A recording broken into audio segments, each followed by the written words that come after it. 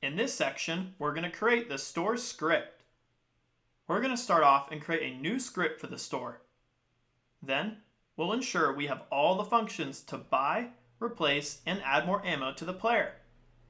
After that, once the script is finished, we'll test it out and make sure everything is working as expected. Now let's go ahead and jump right in. Let's go ahead and start creating our store script. So let's go ahead, open up our current UI node, open up our store node, and then select the store components node. From there, what we're going to do is add a new script. We can leave the name as store components. Just make sure we're saving it in the correct scripts folder. Select open and hit create. Alright, so the first thing we need to do is make sure we are visibly showing the correct store based on which platform the player is standing on. We can easily do that with our process function. So let's add in our process function. Then all we're going to do is say if global dot store opened equals double quotes pistol, which we know matches up with the script we just made earlier. Then we're going to go ahead and make only the pistol store visible. So we'll do a dot visible and just simply equal that to true. Now for the others, we're just going to equal them both to false. So let's go ahead, drag and drop each of them in, copy the dot visible equals true, and paste it below. Then all you got to do is simply turn those trues into false. Now if you guessed it, we're going to do pretty much the same thing for the other ones. So let's copy that entire if statement, paste it below the last one, simply change the if to an elif, and then from there, this time we're looking for the silencer. Make sure you're spelling it the correct way you did in the other scripts. So if it equals the silencer, then we're going to make the pistol false this time, but the silencer node true. Let's do the last one now for the machine gun. Let's copy that entire elif, paste it below, change the silencer to machine. Go ahead, make the original one false, and then change that one to false as well, but the bottom one is going to equal true. And there we go. Now it'll update whatever node specifically on which one the player is on. Now another thing we could do as well is turn off it in case it equals nothing. So we could have another elif, paste it below, and go ahead, make this equal nothing, and go ahead, make this all equal false. Now we don't necessarily need this because we're going to have something in it when you exit, but it's nice to have a little safety net in case things get confused. So let's save what we got so far. Let's continue on. Our next function will be a really basic one. It's basically just going to force the store closed in case we actually do an action. So I'm going to go ahead and let's create a new function and just call this close underscore store. All right. So for close store, once we buy the gun, we want to close it. So let's go ahead and give it a set parentheses, colon, and all we're going to do in here is simply make our global.storeOpened equal empty quotes, just like this. So go ahead, just paste that line in just like that. And we'll run this eventually once we get the other functions down. Let's begin some of the other functions, specifically for buying the gun and also buying the ammo. So that's going to be inside each one of them. We'll start in the pistol store. We should have a button called button buy gun under the buy button gun node. So select it, go ahead to node, and select pressed. Make sure we're connecting it though to the store components script, okay? You can go to source here and then locate this here. Once you have that in there, that's great. Then let's also do it for the next one, which is going to be the buy ammo button. Same thing, select it, select pressed, and make sure again it's in the correct one. Go to source, scroll up to store components. Now we need to make sure all the buttons are connecting to these two functions, which we can do because they're going to have the same name. So let's go ahead, do the same thing for the silencer store. Open up each one, make sure they have all the same name, and just simply connect them. It shouldn't create any new functions. So let's do the same thing for buy ammo button. Locate it, select pressed. Again, locate the top one, store components, hit connect. Last one for the machine gun. Let's do the same thing. Open up machine store, buy button. Let's go ahead, connect it. go to source, and then locate store components. Final one, let's go ahead. This is going to be for the ammo. Select it, go to pressed, and just simply connect it to the store components script. There we go. Now they all should be connected, which is great. And then we can create the actual functions. Let's go ahead. Let's do the buy gun one first. All right, so first thing we're going to do is give it some room. This is going to be a pretty big function. So first if statement, we need to make sure we actually have enough money to buy the gun. So we're going to say if global dot money, let's say, is less than 1,500 because that's how much a new gun costs. If that's the case, then we'll do a return. So nothing else below will run. All right. Let me remove that extra space there. But if that is not the case and the code can continue, we're going to have another if statement and say if our global dot current items, and we're looking for basically if we have any room in the current slots, which we know the first one is the second. So if that one and the actual name of it, which we know is going to be the first, which is 0, equals empty quotes, which means we have not bought any gun for our first slot, then we can go ahead and place it in there. So we'll continue on and do another if and say if our global dot store opened equals double quotes pistol all lowercase. Then we'll go ahead and add in the pistol by doing global dot current items, which we'll do 1 because we know that's our second slot, and we'll equal that to a new slot, which is going to be the default for all the pistol items. So pistol, don't forget the comma out of that. We'll do 12, comma 12. So we'll have the ammo, the clip ammo, and then we'll have the current ammo, and then we'll also have the current max ammo you could have with it. So we'll do that for this one. Now we need to do this for each other gun type. So let's go ahead, copy the if, paste it below, and we can change this to an elif. This one will be the silencer, so let's do silencer. We change the name to silencer as well.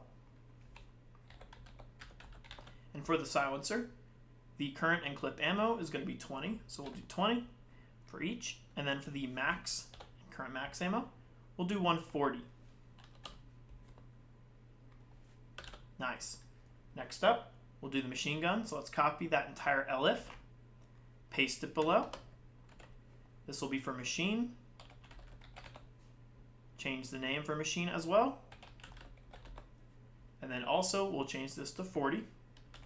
And then 40 for current clip.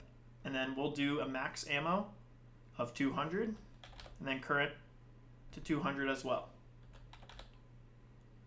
Now, let's say though we already have the second slot filled. Then we're just going to replace the current gun we're holding. Okay, so we're going to go ahead and simply do else, because if we don't have extra room, then we're just going to replace that. So we'll say if, and you know what, better yet, we'll just copy this entire line we have here because it's going to be the same thing. We'll paste it, but this time instead of changing the 1 value here, we're going to change the global current slot. So let's go ahead, do global dot current slot.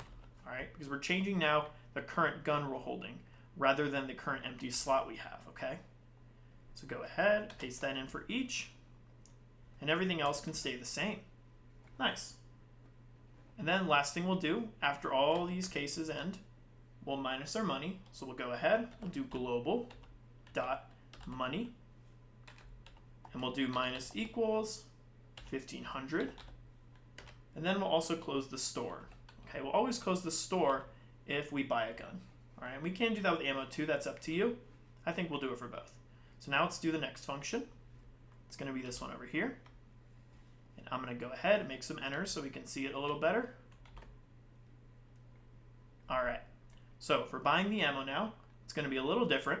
First thing we're going to check is we're going to check our global dot current items, and we're going to be looking for our first slot, and then we're going to look for our first name, and we're going to make sure that equals the global dot store opened. Okay, and the reason we're doing this is because we want to make sure we're actually holding the gun. We want to buy ammo for it, okay? This is just the simplest way to do it. So you can only buy ammo if you're holding the current ammo, all right? So we're going to do that, store opened, or better yet, I think what we're actually doing is we're going to basically refill any of them that we have ammo in. So that's why we could do the other way I was saying with the global current slot, but it might be a little faster for the player to just buy ammo for any gun they're holding, as long as any of those guns match the current stored item, all right? So we're going to continue on. We're going to say if global money, we'll do global money is greater than or equal to 1,000. So if that's the case, then we can continue on and actually buy the ammo. To buy the ammo, we're going to do global dot current items, and we're going to go ahead, get our current slot. So global dot current slot, and then we'll go ahead. We're going to look for the current max ammo, so we're only going to be refilling the current ammo we have, but we need to basically equal it to the max ammo value. So we'll go ahead, do our number 3, which is going to be 0, 1, 2, and 3. So current reserved ammo. And then all we're going to do is just match it to our current max ammo. So we're basically going to max out our ammo if we buy ammo, okay? So we'll have this here, and we're going to simply take this, copy it, equal it, and set it to 4. All right, nice. Then we're also going to go ahead, minus the money. So global dot money minus equals 1,000. And then again, close the store. Okay, nice. Now we need to do it for the other one. So let's go ahead and let's do an elif, the one if we're not holding it. So let's go ahead, elif, and we'll do global dot current items, and we're going to look for 1, and we're going to look for 0, and then we're going to go ahead, equal to global dot store opened. If that's the case, then we're going to go ahead, do if global dot money is greater than or equal to 1,000. So that's the cost. If that's the case, then we're going to pretty much do the same thing. So let's copy everything we have here, paste it in, and then basically match it all up. Again, we're basically saying, hey, if we have enough money and we currently have either or of the gun, then we want to re-get the ammo that is currently set to our max value of each one. Okay, nice. To make sure you have all that down, let's clean up this here. And we'll save what we got currently. Remember, you can always check the source code if you want to. Let's go back to 2D view and get ready to test. All right, let's go ahead and test this out now. So to test this out correctly, we're going to have to increase our current money just so we can afford to get around and collect all the guns. Let's go to script. Let's go to our global script and go ahead and find your money value, which is currently set to 1,500. Let's just add a 0 to there to do 10,500 just so we have enough to buy all the doors and the guns. Let's save that change, go back to 2D view, and hit play. All right.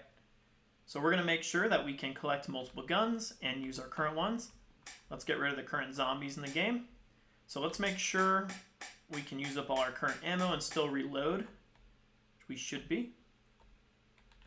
If you're getting this glitch though where you're not able to reload, which I think is currently happening to me, I think I know where the area of that issue is, but let's make sure we can purchase the other guns before we get into that. Let's go ahead, buy the new gun here.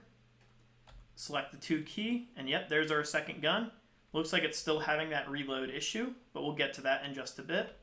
Let's make sure though we can select the other guns. So I'm currently on key 2. Let's go ahead to 1, back to the pistol. Let's make sure we can replace this one now. Yep, and there's the machine gun. I like it. Looks good there. We have the silencer and the machine gun. Let's make sure we can buy back the pistol gun though. I'm currently holding the machine gun. Let's go ahead, buy the pistol. And yep, back to pistol. All right.